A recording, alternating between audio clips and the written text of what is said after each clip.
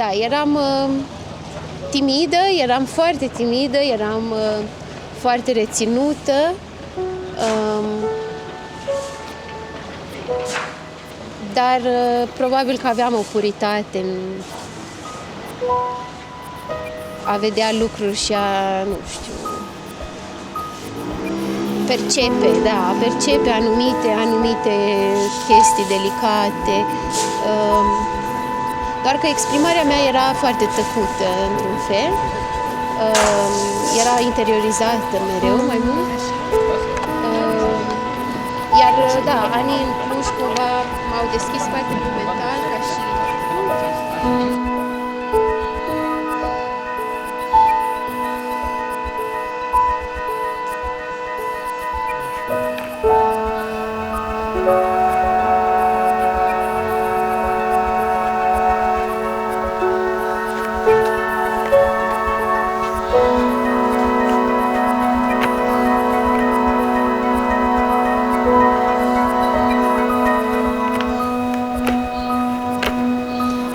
Păi da, terminam liceul, era anul de liceu, terminam liceul și mergeam spre facultate și era totul foarte interesant, era fascinant să descoper lumea literaturii, lumea cărților, orașul nou. Iar da, anii în Cluj cumva m-au deschis foarte mult mental ca și cum să spun, la nivel conceptual, la nivel de gândire, da, m-au deschis și m-au ajutat să văd și mai mult, cumva cu puterea minții să pot să percep și mai mult la nivel simțitor, într-un fel. Și Clujul m-a ajutat să merg mai mult spre lumea dansului și să merg mai mult înspre, mișcare și înspre a încerca și eu să fac asta, care mi-a deschis un alt tip de sensibilitate, care la fel se reflectă în gândire și în alte moduri de exprimare. După 4 ani sau ceva am ajuns în Amsterdam ca și vizitator și din nou partea estetică m-a super dat pe spate și m-am gândit, ok, voi încerca să mă mut în locul ăsta, voi încerca să aplic pentru joburi și am terminat facultatea, am aplicat. Fiind în România, am aplicat la multe lucruri în Olanda, neștiind limba, neștiind nimic. Și am fost chemată la un interviu la un muzeu care era un muzeu al ciudățenilor, Ripley's, believe it or not.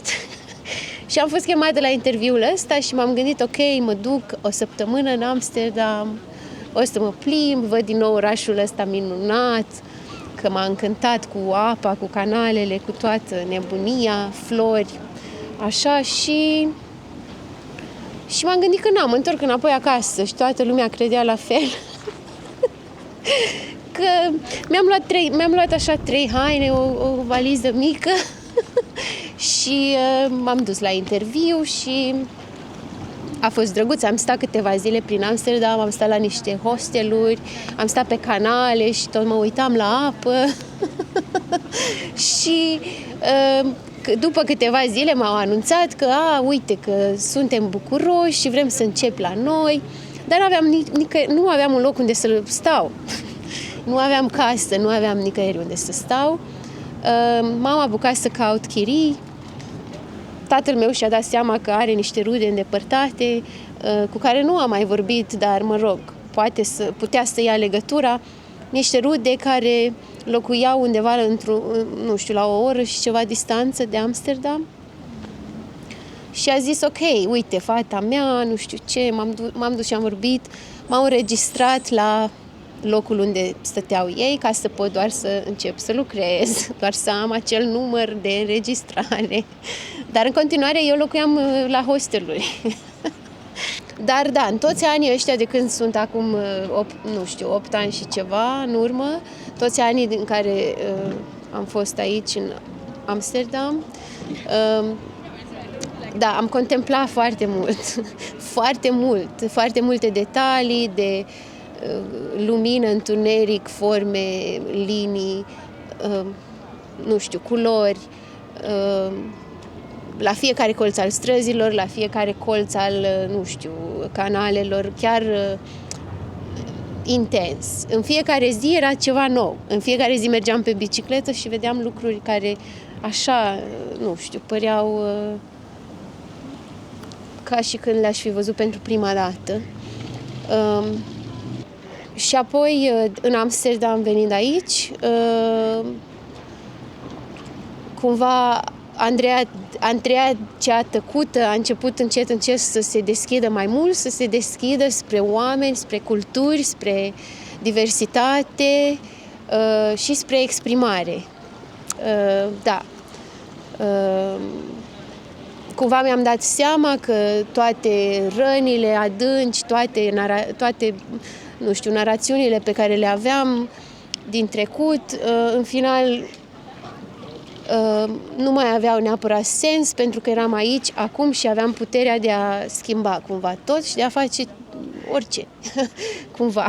Și da, și așa am început să merg mai mult înspre lucruri artistice, înspre desen, înspre pictură, înspre culori, exprimare prin culori, la nivel de haine, la nivel de, nu știu, decor interior, la nivel de pictură, da, cam peste tot, cumva. Și așa am început să simt o anume viață, cumva, prin culori și, nu știu, prin forța asta energetică a lor. Am început să simt că, da, ăsta e modul de a fi.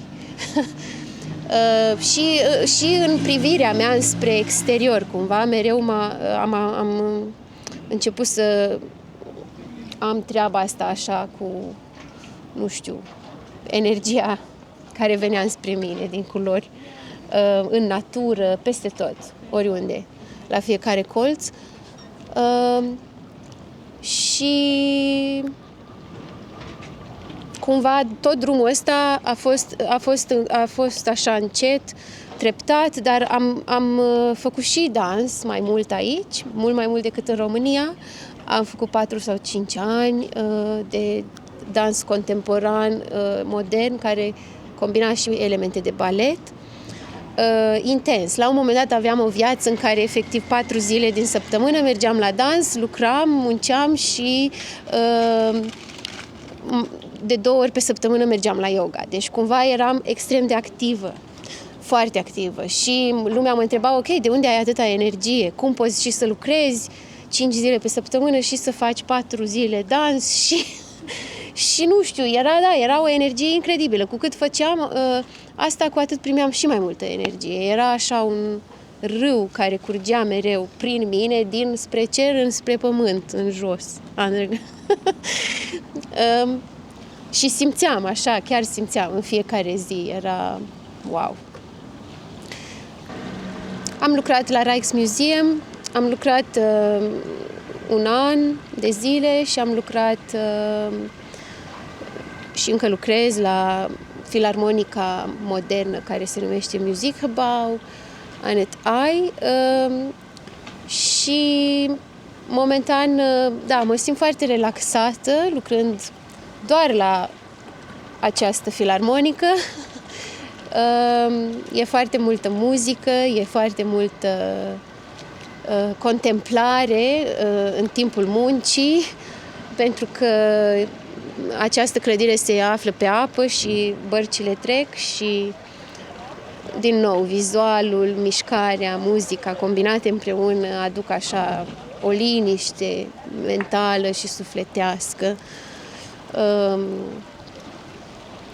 Așa, și asta pe partea de muncă, dar între timp am studiat, am mai făcut am făcut 2 mastere aici în Olanda, unul pe istoria artei, unul pe muzică, studii muzicale la nivel teoretic și am făcut și niște stagii la niște galerii de artă, pe curatoriat. Am cumva, da, Am navigat în diverse cumva domenii, dar totul avea o continuare și o legătură, pentru că în facultate mi-am scris 2 licențe, care una mergea pe muzică și literatură, cum să scrii literatură în modul în care jazzul își scrie cum ar veni muzica, și cealaltă era pe ideea de literatură care poate fi scrisă în combinație cu artele vizuale. Deci totul de fapt avea legătură, nu era nimic neconectat. Și am mers pe aceste 2 direcții cu aceste 2 mastere, pe partea vizuală și muzicală. Partea vizuală s-a concretizat în partea cu muzeele, pe partea de muncă, partea muzicală s-a concretizat cu această filarmonică, așa, și la nivel de exprimare, eu în timp de la dans am început să iau muzica mai mult în serios și mai mult în serios și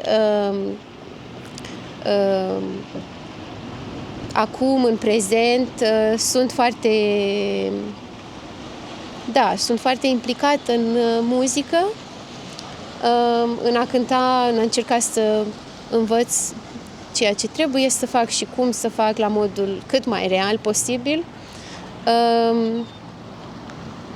Și da, fac asta acum la pian și fac la chitară acustică și mă bucură foarte mult și mi se pare că în sfârșit e ok, this is my path și că da, trebuie să mă focusez, trebuie să mă fiu foarte devotată și să acord timp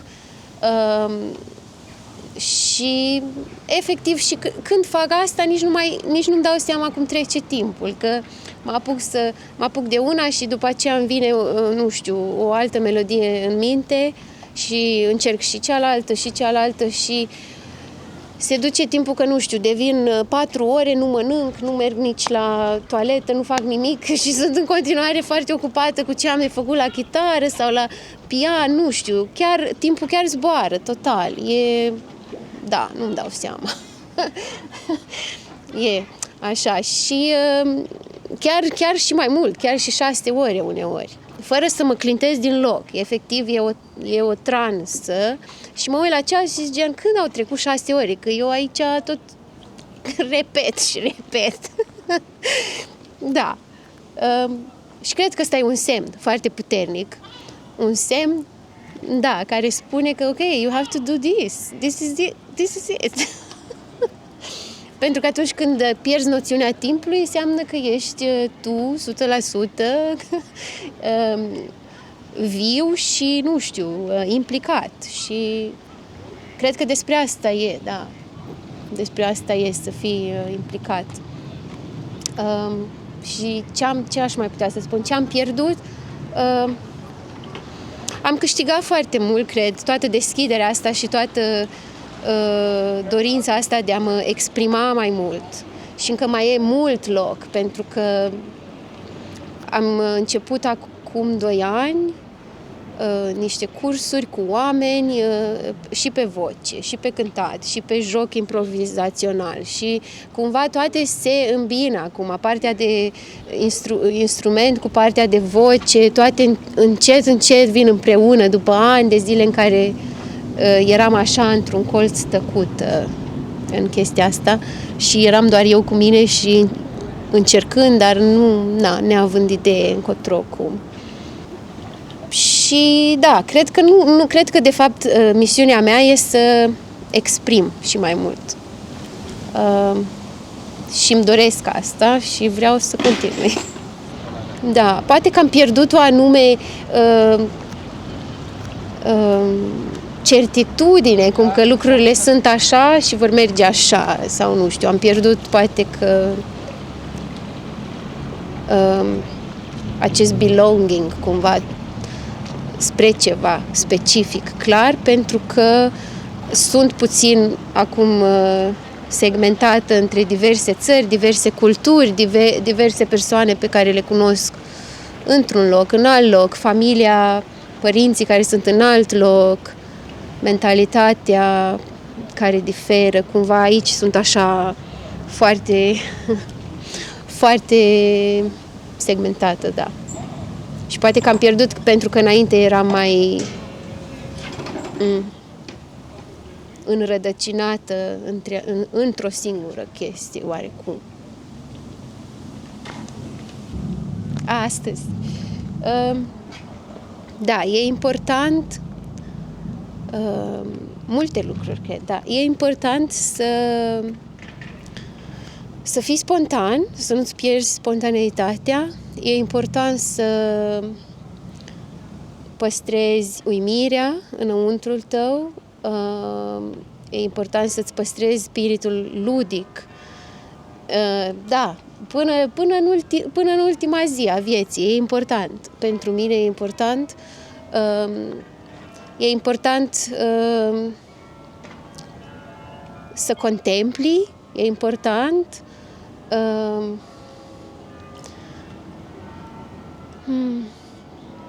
e important să te simți viu cu ceea ce faci și cu încotro te îndrepți și e important să îți asculți cum ar veni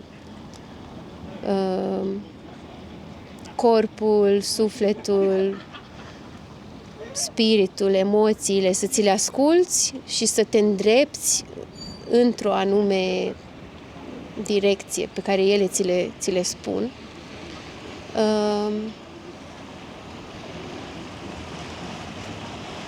Da. E important să găsești o anume formă de a pluti în lume, în ciuda faptului că viața e atât de complicată și că e atât de paradoxală. E important cumva să nu știu, găsești o anume ușurință în a naviga cumva în ani și printre probleme și dificultăți. Și e important să fii conectat cu ceilalți și cu tine însăți, da? Dar cred că asta e ascultarea, cea mai importantă e ascultarea asta, când simți că primești energie din ceea ce faci, e important să nu te oprești și să rămâi constant și să continui, că asta îți dă bucuria de a fi. Cumva, da. Și e important să descoperi iubirea și să o trăiești în fiecare zi, în multe forme. E important, da.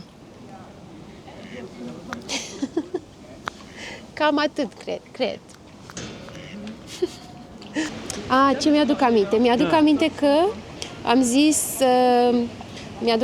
zis că e important să ai calea de mijloc. Cumva calea de mijloc e importantă și parcă nu știu, carpe diem, atât știu, dar nu mi-aduc aminte nimic vizual, nu mi-aduc aminte cum arătam, cum mă exprimam, cum vorbeam, nu mai știu nimic. S-a șters totul. Da. Și are legătură, pentru că acum, da, e adevărat, în continuare încerc să-mi caut calea de mijloc, dar sunt mult mai aproape decât atunci. Cred că sunt 70% cumva, da, la nivel de apropiere. Cam așa, da. Hai să vedem. Stai să vedem așa, că e multă umbră, semi-umbră. Și apăs în mijloc. Nu știu dacă în mijloc. Vezi tu. A început? Începe.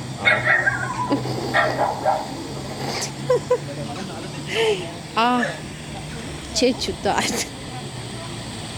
Doamne, și mă uitam și în jos. Aoleu! Te încerca, nu știu. Încep. Ce este important? Cred că este important să reușești să ajungi pe calea de mijloc în orice, doar că sunt conștientă că pentru asta este nevoie de timp. Sunt mulți factori care te pot influența. E ca în citatul latin Aurea Mediocritas, așa ne spunea și doamna noastră profesoară din generală de limbaj și literatura română. Și mai este important ca în viață să faci totul din dragoste, cu multă iubire. Wow. Doar atunci are și ceva autentic, plămădit chiar din suflet. Wow, ce chestie! Pentru mine, care voi fi o viitoare studentă, este important să mă aflu într-un spațiu propice și să fiu înconjurată de oameni intuitiv. Deosebiți cu care să pot rezona, tocmai pentru a da tot ce e mai bun din mine. Ce chestie! Și cred că așa, în felul acesta, aș reuși să ajung pe calea de mijloc pe parcurs. Cam atât.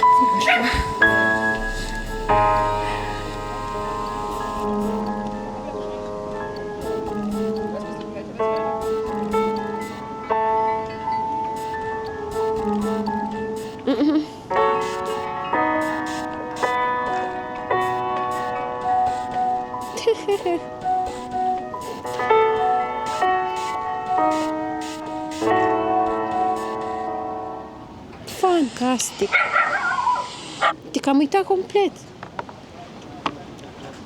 Am uitat complet de toate astea, ce am mai zis pe lângă, tot cu toată chestia cu mediul, oamenii, și să mă pot exprima. Deci deja, într-un fel, știam ce nu știam.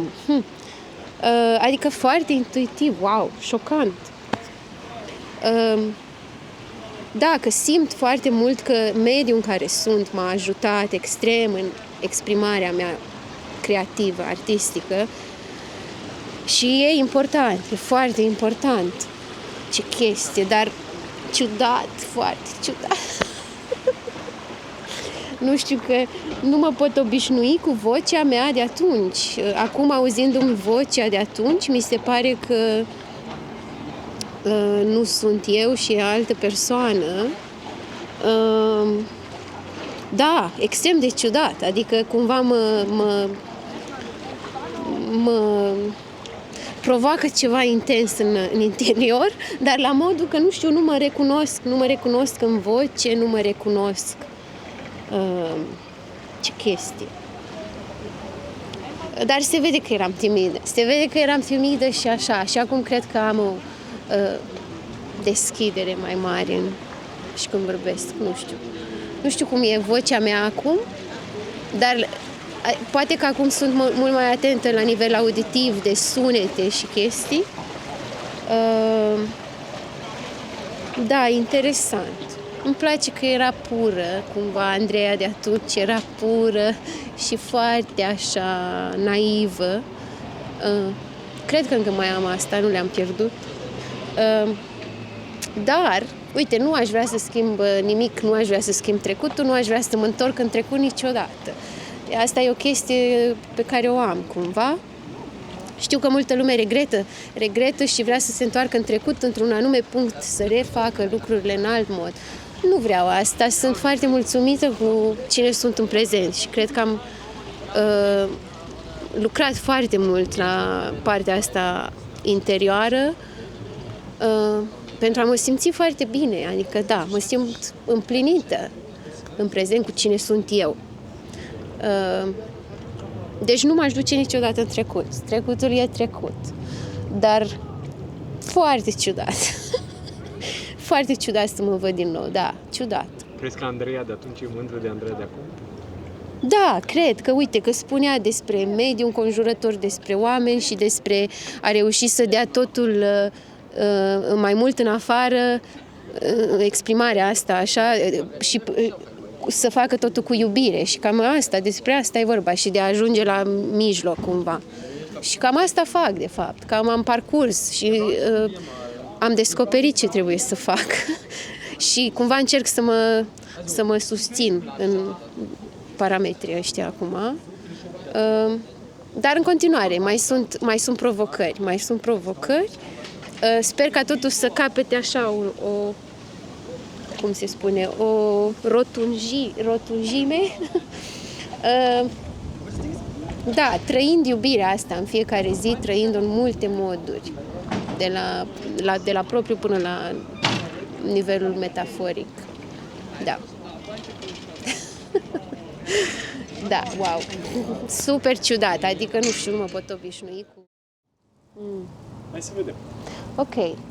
Păi, la 42 de ani îmi închipui și sper să fiu foarte activă în muzică, însemnând în fiecare săptămână să cânt și să am foarte mult contact cu oamenii și să fiu într-o extremă prezență din asta și viciune așa completă, până la capăt, cu multă energie, multă încredere în mine, multă expresivitate, nu știu, chiar eliberare totală, completă pe partea asta artistică, muzicală.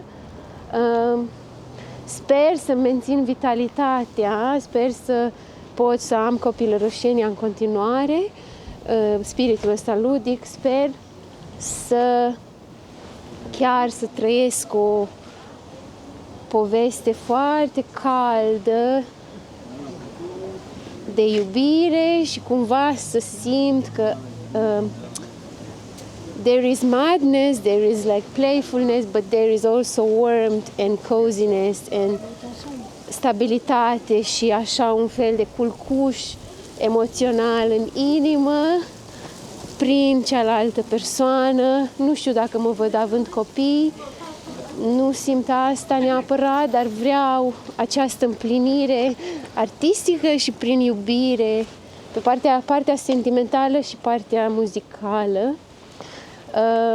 Și să cunosc lumea mai mult, să călătoresc mai mult și să mă deschid și mai mult înspre tot ce mă înconjoară. Cred că da, astea două ar fi foarte importante. Sper să se întâmple.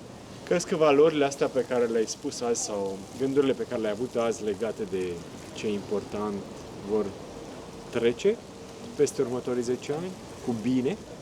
Da, cred ce ai spus că acum... se sedimentează și cumva cred că adică speranța e să devină și mai adânci și mai, cum să spun, de neînlocuit și de neschimbat.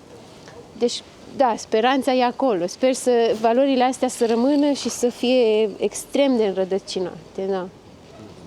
Și să fie expansiune și mai mare, da. Da. Cred că astea două și această senzație călduroasă de un cămin, a home foarte adâncă și la fel de neschimbat și asta sper să se întâmple. Da.